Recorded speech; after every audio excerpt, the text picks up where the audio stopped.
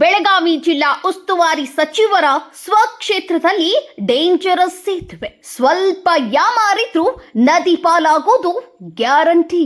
ಸೇತುವೆಗೆ ತಡೆಗೋಡೆ ನಿರ್ಮಿಸುವಂತೆ ಗ್ರಾಮಸ್ಥರ ಒತ್ತಾಯ.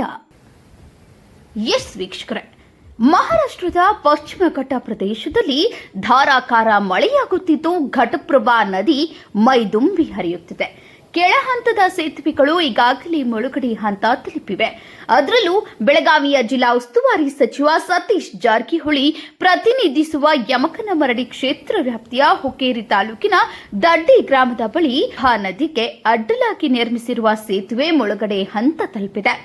ದಡ್ಡಿ ರಾಜಕೋಳಿ ಮಾರ್ಗ ಮಧ್ಯದ ಸೇತುವೆಗೆ ತಡೆಗೋಡೆಯೇ ಇಲ್ಲ.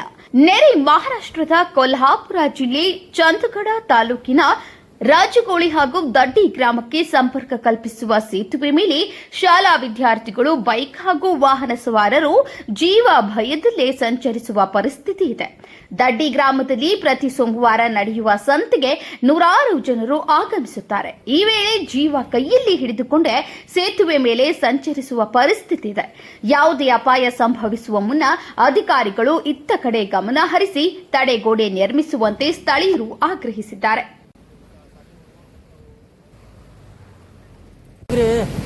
ನಮ್ಗೆ ಹೋಗೋ ಬರೋ ದಾರಿ ಕಟ್ಟಾಗೈತ್ರಿ ಅದ ಅದರಲ್ಲೇ ಸರ್ ನಮ್ ನೋಡಪ್ಪ ಮಾಡಿಕೊಡಪ್ಪ ಹೋಗೋ ದಾರಿ ಕಟ್ಟಾಗೈತದ ಸರ್ ಹಚ್ಚಿಗೆ ಹತ್ತಿರಲಿ ನೀರಾಗಿರಲಿಲ್ಲ ರಂಜಿ ಹಾಕಿರ್ಲ ಕಬ್ಬಿನ ಚಳಿ ಹಾಕ್ರಿ.